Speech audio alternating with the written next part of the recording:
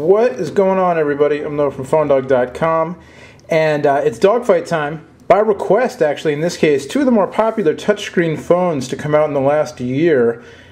The new-ish, the newer of the two, Samsung Eternity for AT&T, and the LG Dare for Verizon, which has been around for a little bit now, about 6, 8, 9 months ago this one came out. I remember I was on vacation last summer in Montana, and LG sent me this one to the hotel so I could check it out while I was on the road.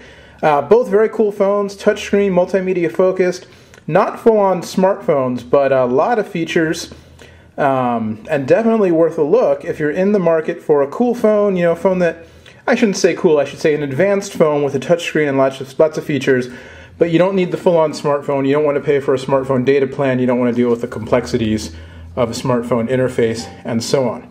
So let's take a deeper look here. The AT&T Eternity from Samsung, the Verizon Dare from LG.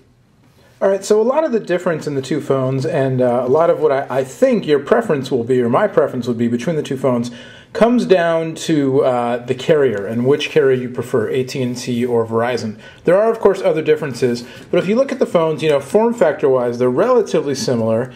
The Eternity is a little bit taller. They're about the same width.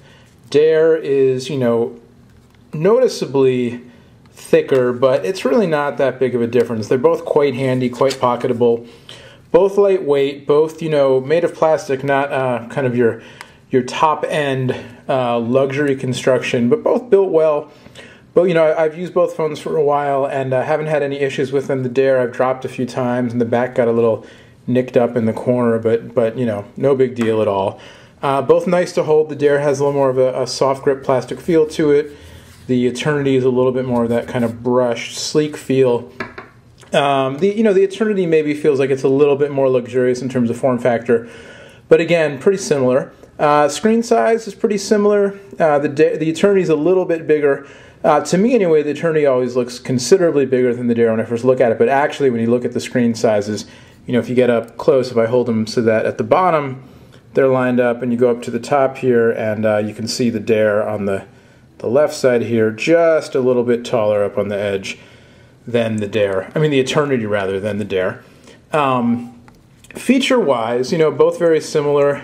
If we go into the menu here, you've got the TV service on AT&T on the Eternity, not on Verizon.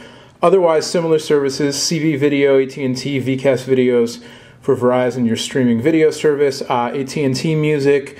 You can get to the VCast Music Store on the Dare, VZ Navigator on the Dare, AT&T GPS on the Eternity. So, again, very similar. If you look at the home screens on both phones, kind of almost like a feature phone plus sort of interface. On the Dare, it's a feature phone interface.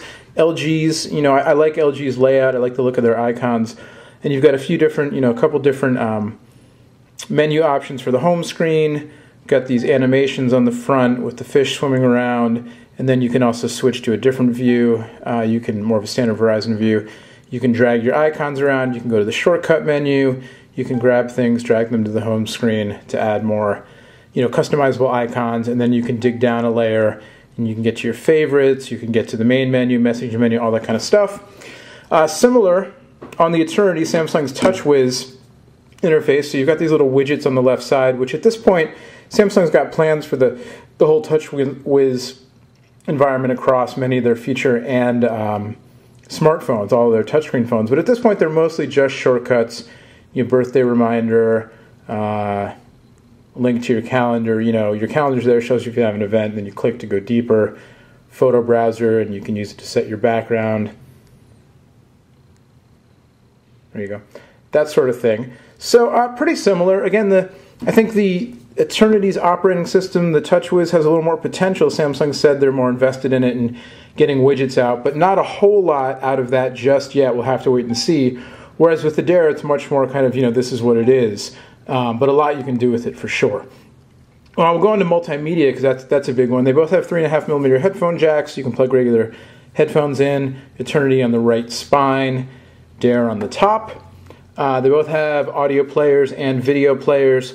So here's the music player on the Eternity. Pretty basic. you know, it does what it plays music. So you're going to be able to play your music out of it and hook it up to the headphone jack, and it's going to sound just fine. And on the Dare, similar. You get your album cover art, you know, that's kind of it. They both work. Again, you know, a little minimalistic in terms of features and that kind of stuff, but they both work just fine. Both have video players. Both also have the streaming video service, CV video on the Eternity and Vcast video on the Dare. You can shop for music and videos in both of them as well. AT&T Music on the Eternity and Vcast. The Vcast service is a little more polished. It's just been around longer, and just, you know, Verizon's done a better job, I think, of trying to sell you more stuff this way. So, you know, if you buy your music online through your carrier, I think the Verizon service is a little bit nicer. But, you know, both phones have memory card slots so that you can just sideload your own music onto it. On the Dare, you've got your micro SD memory card slot on the side. On the Eternity, you actually have to open up the back panel. You see it's not there, but it's actually underneath the back panel of the phone memory card slot. Speaking of the back panel of the phone, both phones have 3 megapixel cameras. I definitely give an edge here to the Dare. Oops. Oh, Barracuda. Definitely give a little bit of an edge on the camera to the Dare.